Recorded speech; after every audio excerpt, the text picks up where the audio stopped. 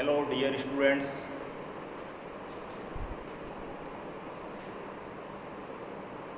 तो बच्चों आज के लेक्चर में हम लोग कवर करेंगे लाप्लास ट्रांसफॉर्म। ठीक है, लेक्चर नंबर 5 लाप्लास ट्रांसफॉर्म।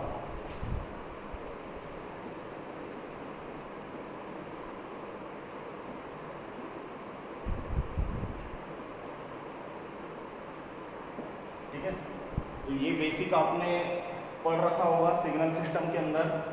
ठीक है, जो आपका फोर्थ सेम में सब्जेक्ट था सिग्नल सिस्टम, उसमें आपने लाप्लास ट्रांसफॉर्म पढ़ रखा होगा कि बेसिकली इसमें कौन कौन सी चीज़ें होती है। ठीक है, तो लाप्लास ट्रांसफॉर्म में क्या होता है कि आपको एक फंक्शन एज्यूम करना पड़ता है। ठीक है, जैसे मान लो आपने एफ ऑफ टी, जैसे मान लो कोई एक फंक्शन है, function equal to F of T.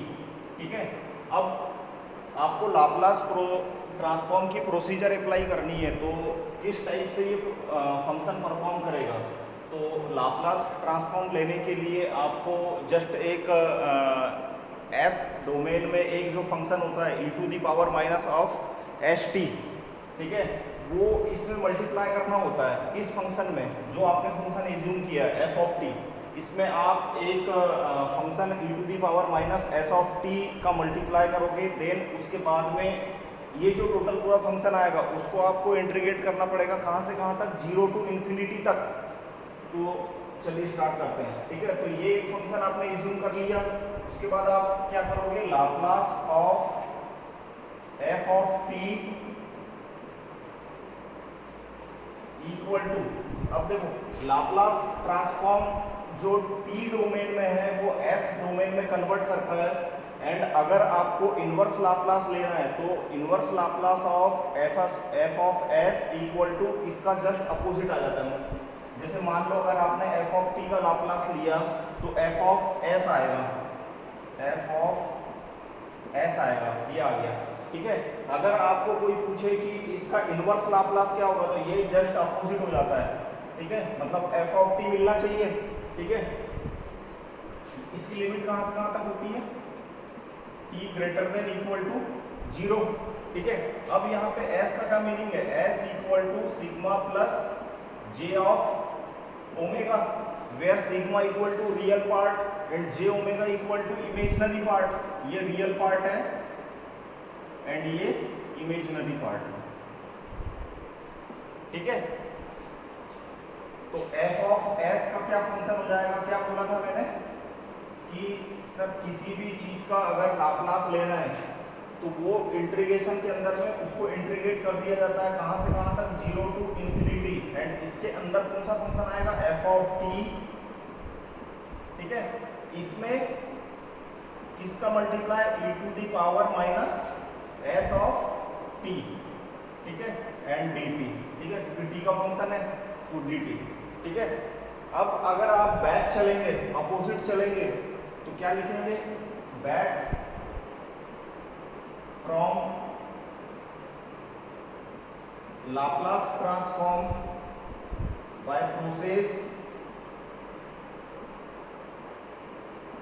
Called inverse Laplace transform ILT। ठीक है, एंड डिनोटेड बाय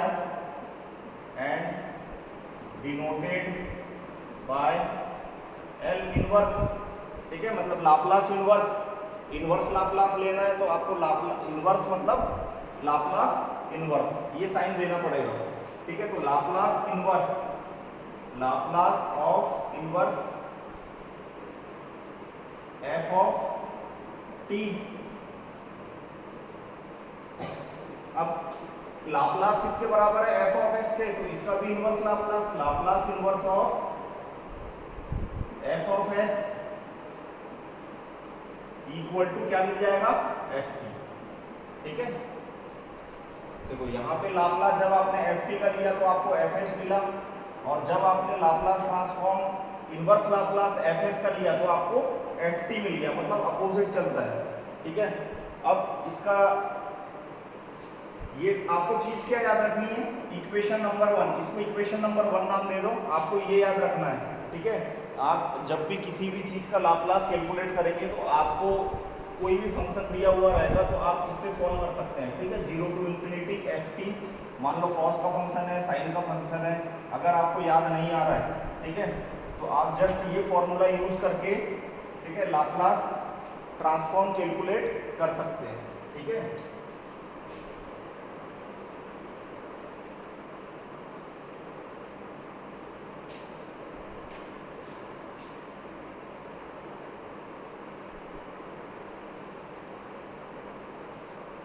तो इसमें जो पहला है, पहला डेरिवेशन ऑफ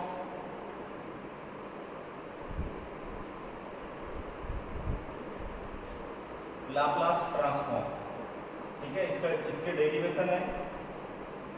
कुछ बेसिक चीजों की देख लेते हैं, किस चीजों के आप लोगों को काम पड़ेगा, ठीक है, उन चीजों का देख लेते हैं। तो पहला है इसमें ए डाल देता हूं मैं, ठीक है, Laplace transform of e to the power at, ठीक है, इसका लाप्लास लेना है। तो सबसे पहले क्या करना है, आपको एक फंक्शन एज्यूम करना है।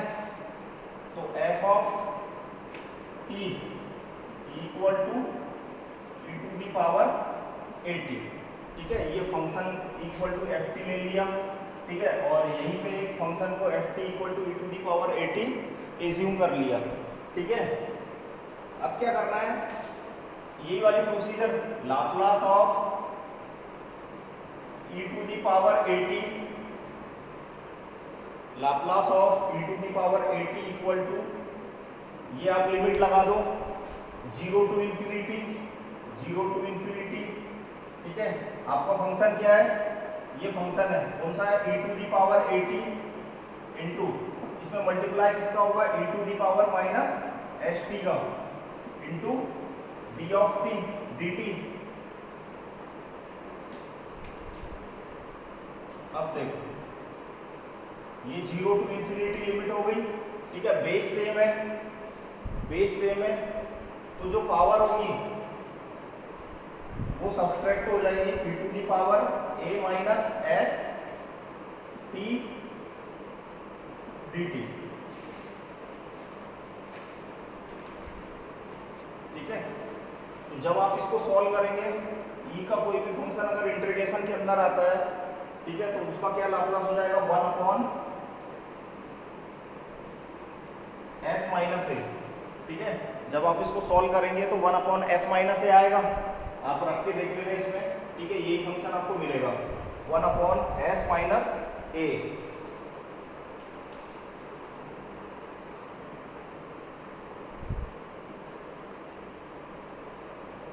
अब इस फंक्शन में आप a की जगह 0 पुट कर दो, कौन से फंक्शन में, ये फंक्शन में, इसको इक्वेशन 2 नाम दे देते हैं, ठीक है। तो यहां से क्या हो जाएगा, Laplace of e to the power at equal to 1 upon s minus A. मतलब अगर आपको कोई पूछे कि e to the power at का लाप्लास ट्रांसफॉर्म क्या होगा, तो 1 अपॉन s माइनस ए होगा, क्लियर है। अब सेम चीज देखते हैं e to the power minus at का, e to the power minus at का, ठीक है। उसके पहले आपको इसका और मॉडिफिकेशन देखना पड़ेगा कि अगर a की जगह मैं अगर 0 पुट कर दूं, ठीक है, a की जगह अगर मैं 0 पुट कर दूं तो क्या बन जाएगा, इधर क्या बनेगा, e टू दी पावर 0 कितना हो गया, 1, e टू दी पावर 0 1 हो गया, और यहाँ पे अगर पुट करोगे तो आपको क्या मिलेगा, 1 अपॉन s, मतलब 1 का लाप्लास, यूनिट स्टेप का लाप्लास क्या होता है, 1 बाय s होता है, ठीक है। देखो अब जितने भी फंक्शंस है ना, जितने भी आपके मेन बेसिक फंक्शंस है, step function, ramp function, parabolic function, impulse function, ठीक है, उन सारी चीज़ों का लाप्लास यहीं से कैलकुलेट होगा, ठीक है, ये बेसिक फॉर्मूले से ही कैलकुलेट होगा।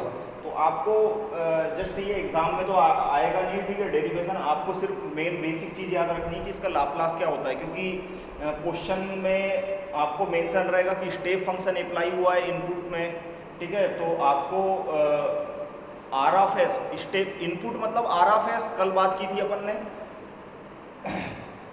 तो आपको बेसिक चीज़ों का लाप्लास पता होना चाहिए। जैसे स्टेप फंक्शन का लाप्लास क्या होगा, 1 बाय एस होगा, रैम्प फंक्शन का लाप्लास क्या होगा, 1 बाय एस स्क्वायर होगा, ठीक है।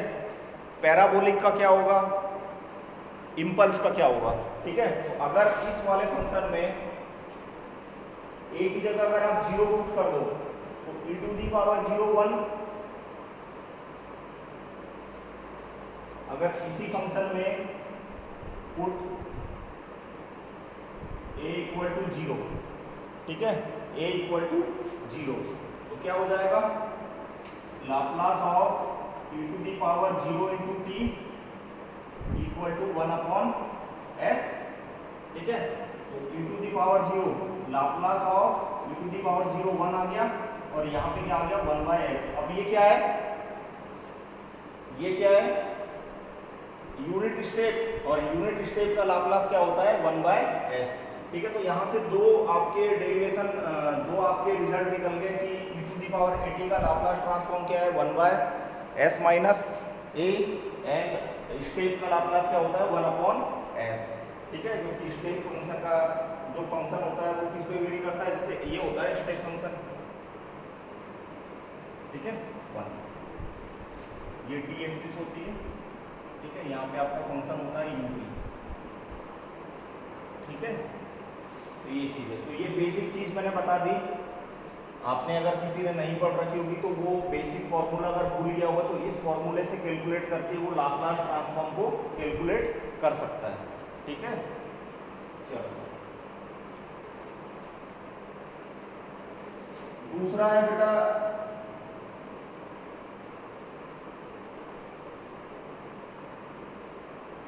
e⁻−80।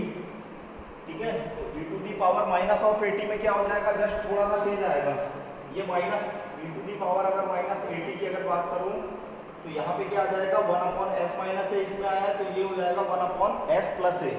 ठीक है, 1/s + a। ठीक है, ऐसे ही साइन एंड कोसाइन का है। ठीक है, साइन एंड कोसाइन का उसको देखते हैं। ठीक है,